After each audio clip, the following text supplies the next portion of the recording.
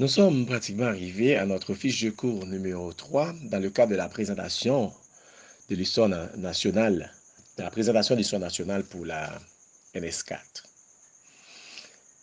Notre fiche de cours numéro 3, nous allons présenter bien sûr le gouvernement de Dumancet estimé.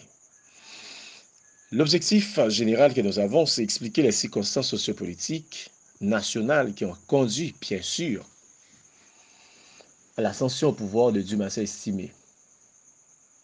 Et aussi, nous allons présenter aussi les différentes réalisations de son gouvernement. Donc la première question, c'est qui est-il?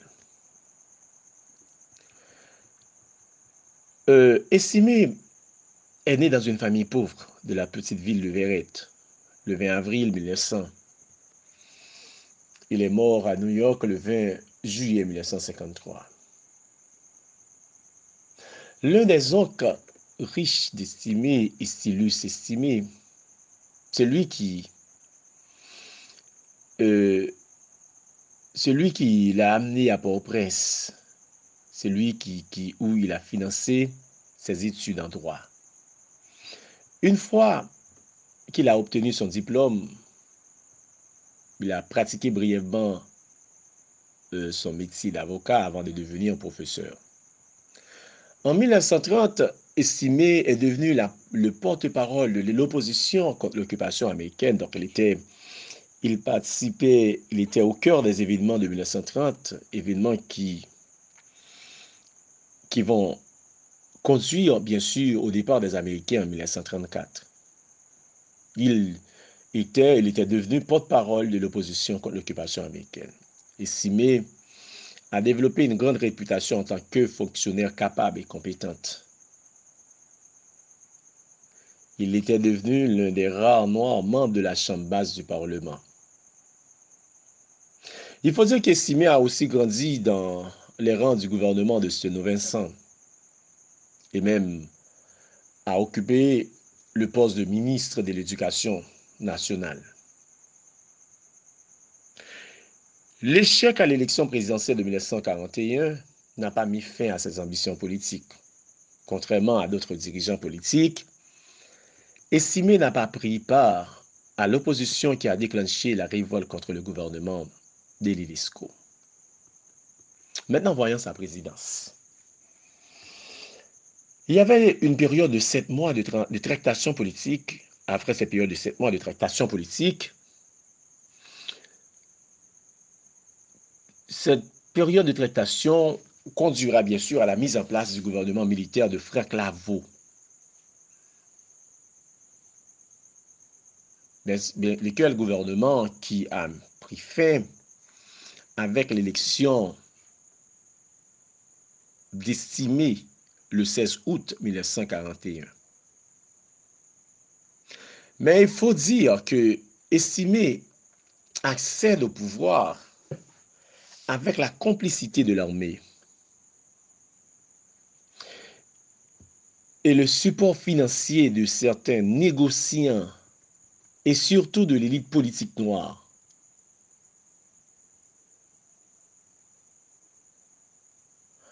Cette élite politique qui arrive à placer au palais un de ses représentants.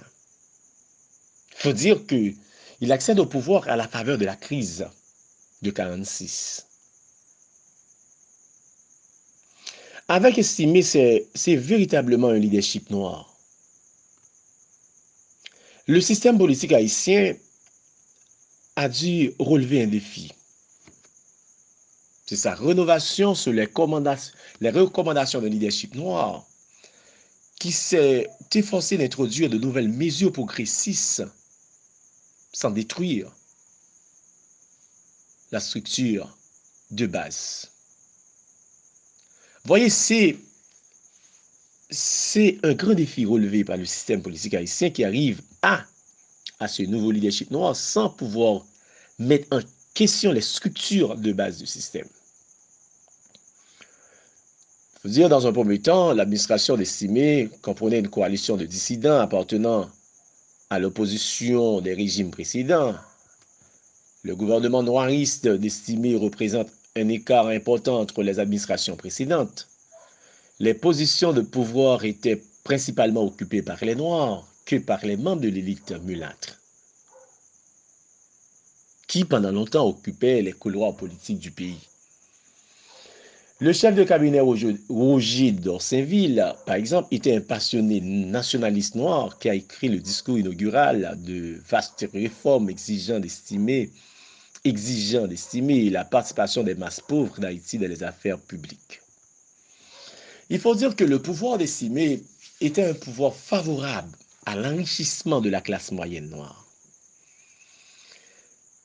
En fait, Estimé a créé une classe d'Haïtiens noirs riches face à la bourgeoisie mulâtre.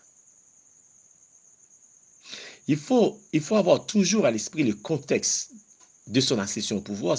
Il accède au pouvoir, bien sûr, à la faveur de cette crise de 1946.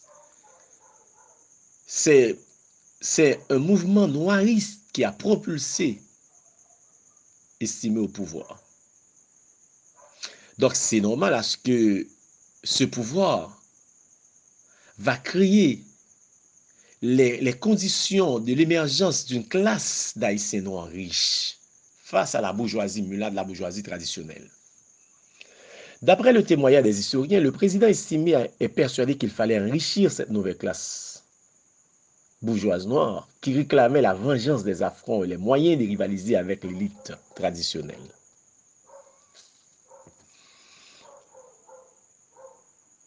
Un ancien aide de camp d'Estimé, son admirateur inconditionnel, le colonel Pressoir Pierre, reconnaît dans son livre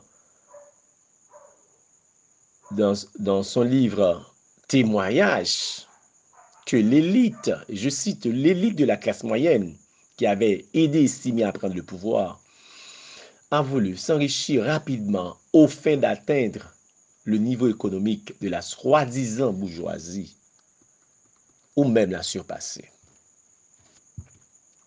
Fin de citation. Lionel Paquin, lui, dans Les Haïtiens politiques de classe et de couleur, soutient que les révolutionnaires de 1946 plongèrent dans le trésor public comme des vautours.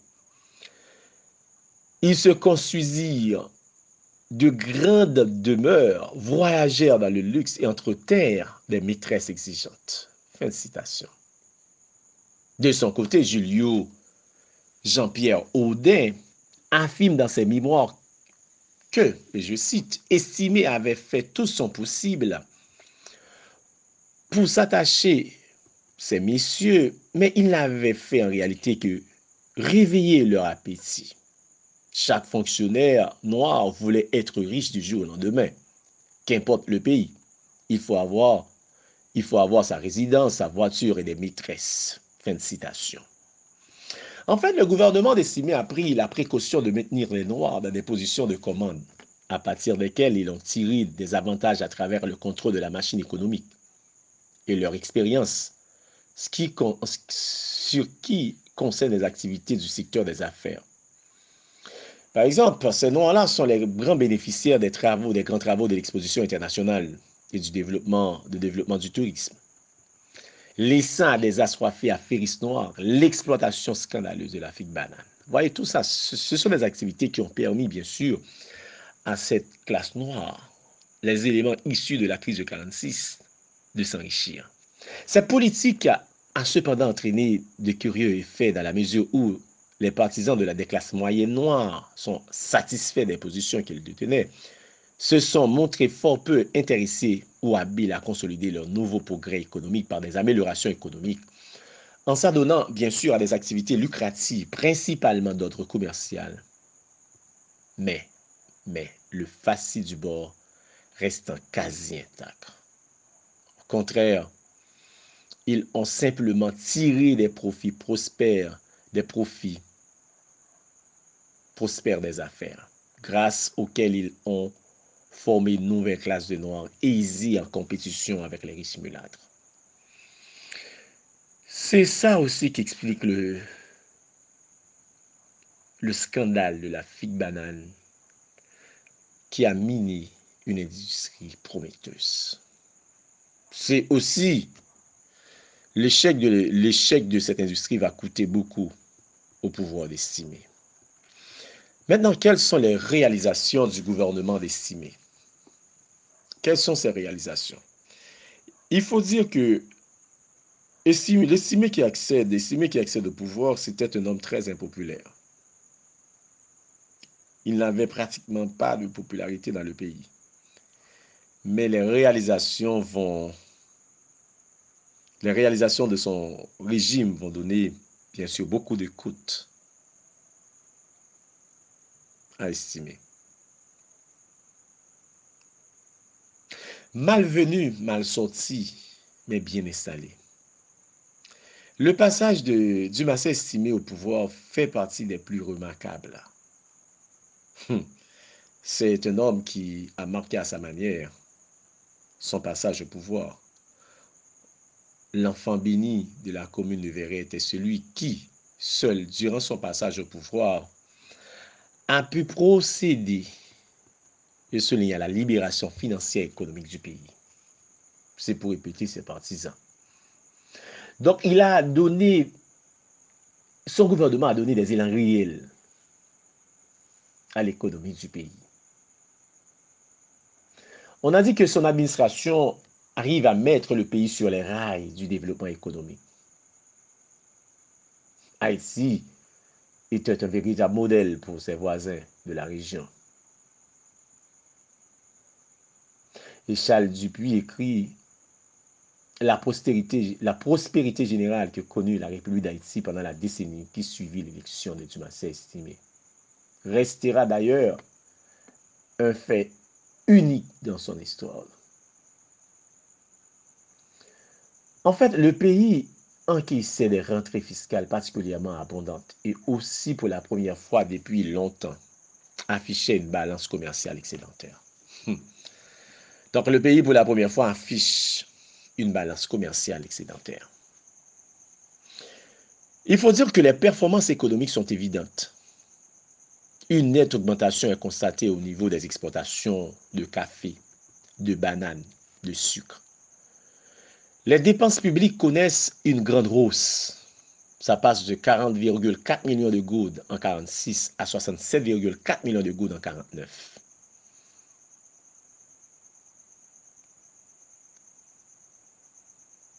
Donc, c'est ce qui explique le peuple haïtien, à la fin de son mandat, a pleuré son départ. Donc, vous voyez, la population, le peuple a raison de pleurer son départ parce qu'il estime qu'il n'était pas un dirigeant ordinaire. C'était l'homme qui a restauré l'image d'Haïti sur le plan international. Parmi ses réalisations, nous pouvons citer la construction du village frontalier de Bélader, qui avait servi de vitrine de la réussite haïtienne sur la façade dominicaine.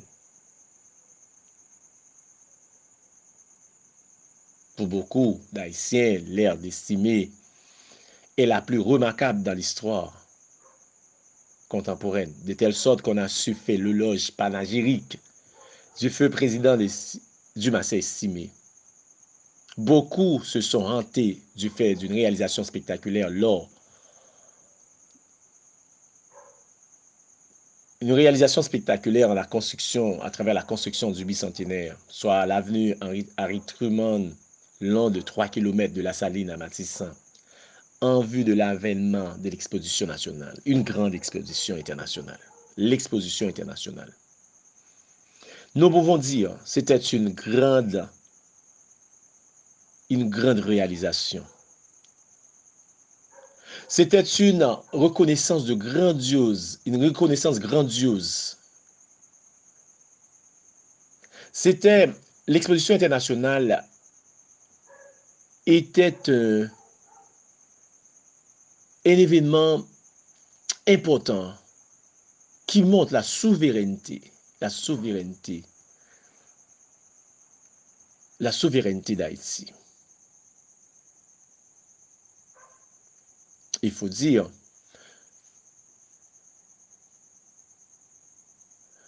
sur le gouvernement d'Estimé arrive aussi à payer la dette américaine de 1922 de montant de 5 millions de dollars américains. Ce gouvernement a réalisé aussi tout un plaidoyer pour intégrer l'île de la Navas. Voyons maintenant sa politique éducative. La politique éducative vise à la construction d'écoles dans les districts provinciaux, la formation de masse des enseignants. Maintenant, cette politique a conduit à une augmentation de 45% des Haïtiens inscrits à l'école primaire.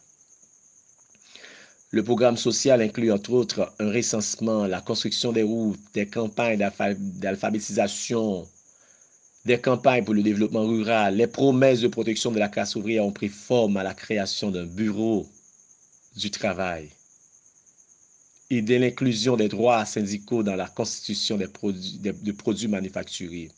En 1949, le gouvernement a tenu une conférence nationale sur le travail sans précédent et a augmenté de 75% le salaire journalier ouvrier.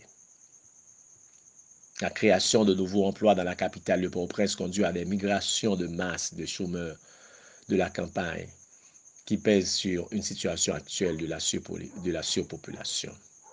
Avec le passage du temps, le gouvernement a pris le contrôle du secteur des entreprises au point que les syndicats indépendants ont commencé à être hostiles au régime. Mais parmi toutes les réalisations, parlons maintenant de cette grande réalisation, de cette réalisation grandiose du pouvoir d'estimer. C'est l'exposition internationale de Port-au-Prince de 1949-1950. Nous disons que l'exposition internationale commémorant le bicentenaire de la création de Port-au-Prince offrit une opportunité au gouvernement haïtien dirigé par Estimé de transformer la capitale de Port-au-Prince en une ville visionnaire, moderne. De décembre 1949 à 50, elle a représenté un effort majeur du gouvernement haïtien pour faire avancer la modernité haïtienne sur une série d'aspects incluant l'établissement, l'embellissement urbain, la coopération internationale, la promotion du tourisme vers les sites historiques haïtiens et la valorisation de la culture nationale d'Haïti. L'exposition représentait la réponse du gouvernement haïtien aux plusieurs décennies de représentation négative de la nation comme sauvage et incapable.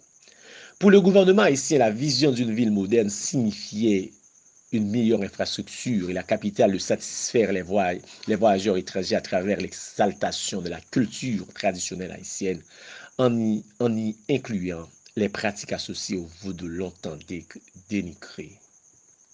Comme l'historien George Covington l'a expliqué dans son livre Port-au-Prince au cours des ans 43-50, l'exposition, le Festival de la paix commémorait le 200e anniversaire de la fondation de Port-au-Prince et sa planification commença en mars 1948. Covington,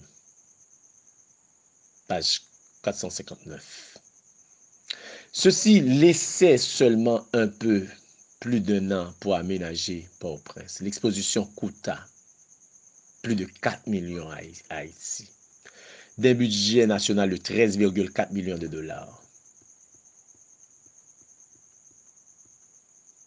Plusieurs immeubles de l'exposition feraient désormais partie de l'architecture permanente de Port-au-Prince. Ces immeubles incluaient le pavillon présidentiel, le pavillon touristique, le pavillon postal, le pavillon agricole, la fontaine lumineuse et le théâtre de verdure, la scène de plusieurs spectacles folkloriques et musicaux.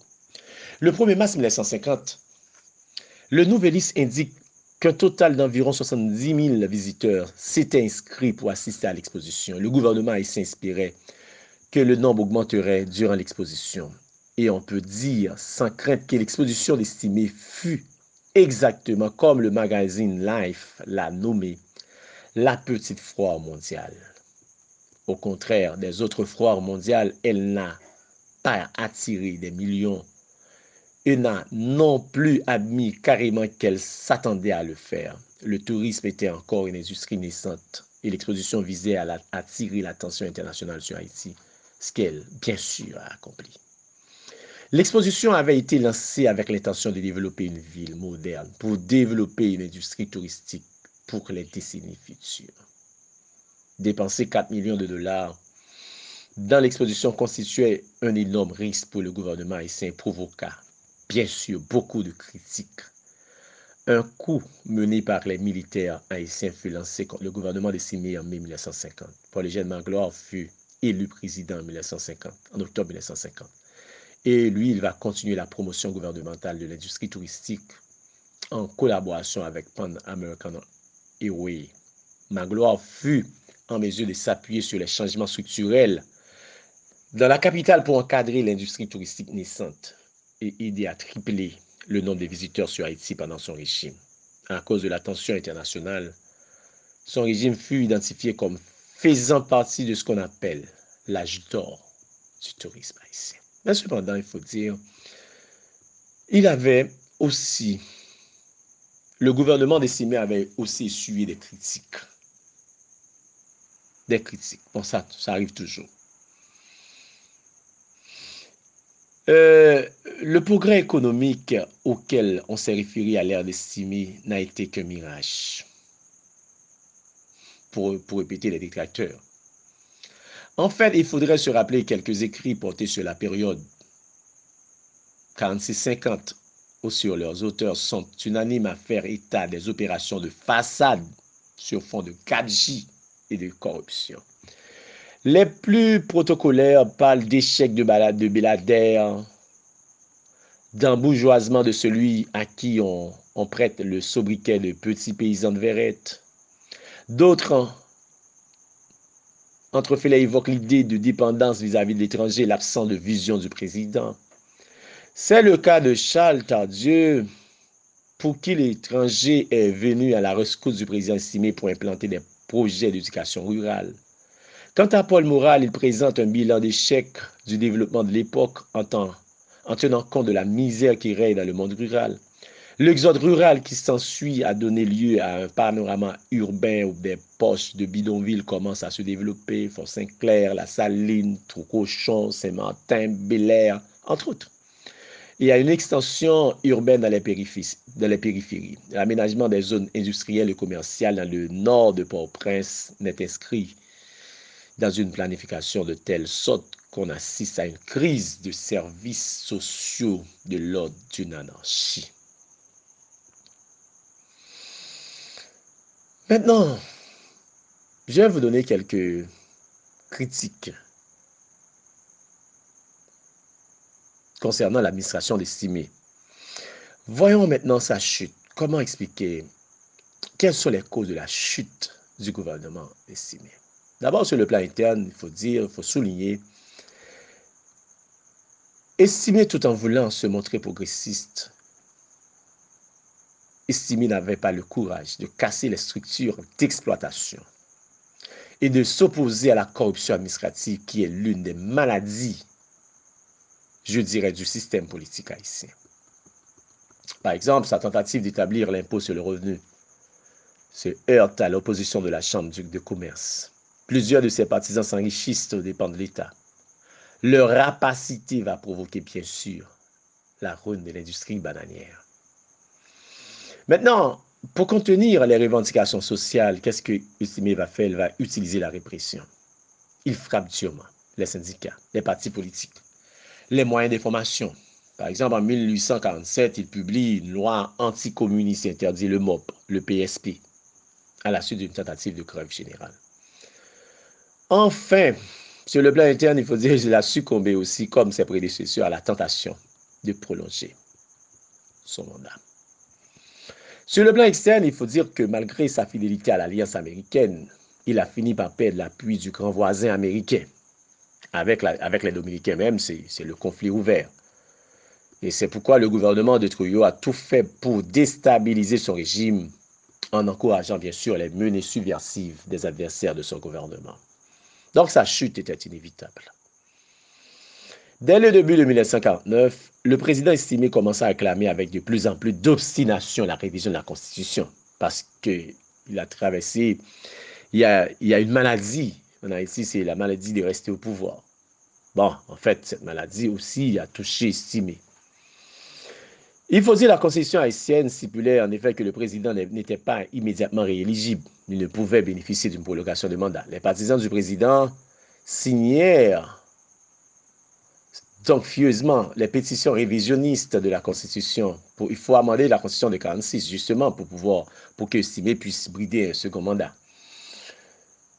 Peu après, les députés votaient une résolution dans le même sens. Résolution que le Sénat entérima à l'unanimité. Estimé venait de remporter bien aisément la première manche de son combat. Autant l'affaire semblait dans la poche que ses partisans criaient déjà victoire. L'opposition, qui paraissait jusque-là engourdie, se réveilla en sursaut.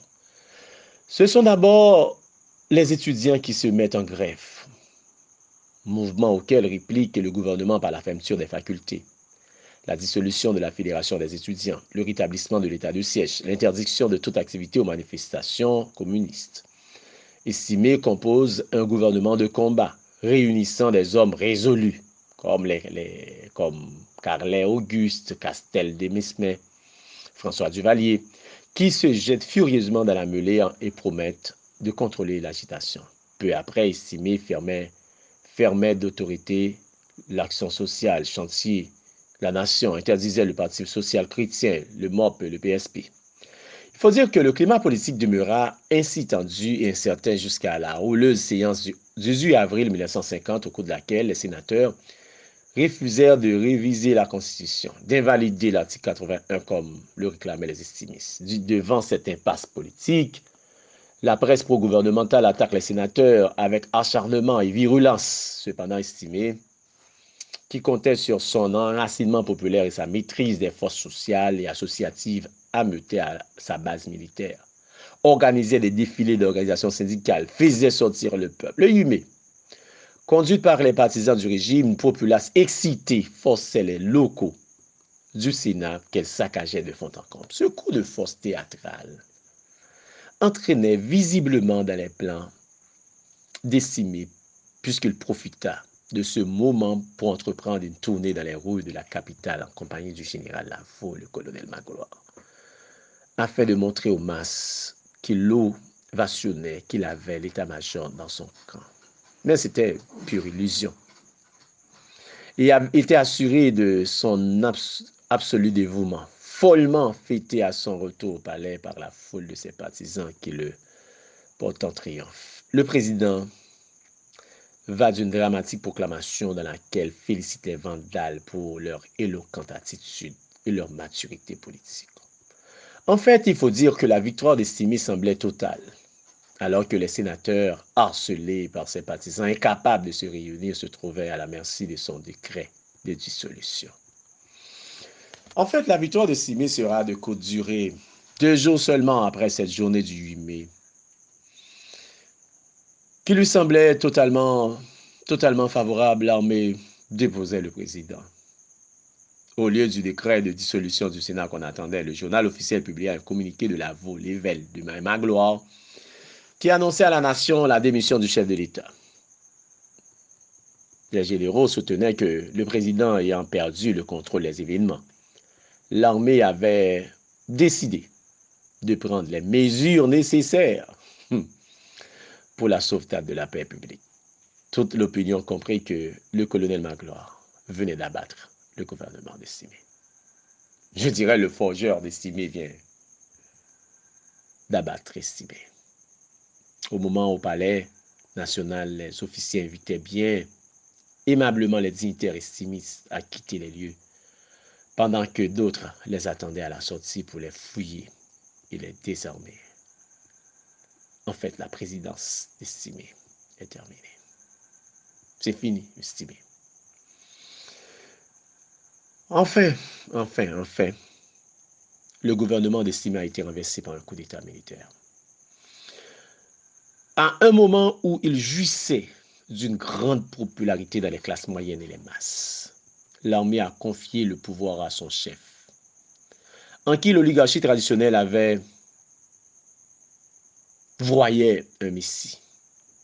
Le clergé catholique a trouvé en lui un appui opportun. L'ambassade américaine l'a considéré comme un garant de l'ordre établi. Et la fraction opportuniste des classes moyennes, un sauveur pour les sortir de l'éclipse totale qui les aurait engloutis si un événement plus orthodoxe de l'oligarchie mulâtre était parvenu à la présidence. Duvalier s'est vaillamment opposé au coup. Mais il a été un témoin puissant de la situation. Il n'a jamais oublié la leçon qui s'en dégagerait. D'autant plus, il va mettre, cette leçon à profit, en application, après sa prise du pouvoir en 1957.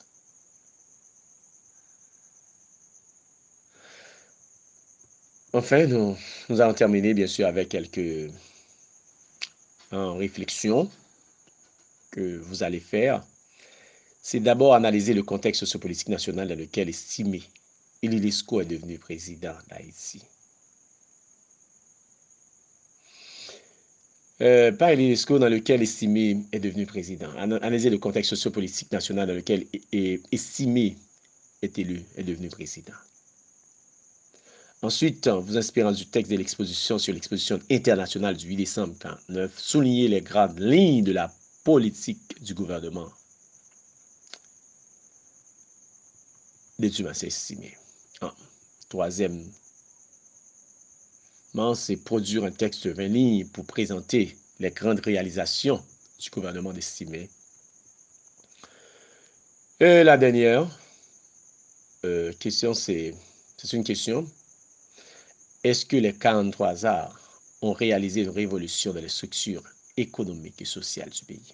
Est-ce que les 43 arts, je ne sais pas, les hommes les 46 arts, est-ce que les hommes de 1946, les hommes de 46 qui ont, les hommes de 46 qui ont accédé au pouvoir avec Estimé, est-ce que ces hommes ont réalisé une révolution dans les structures économiques et sociales du pays? Merci.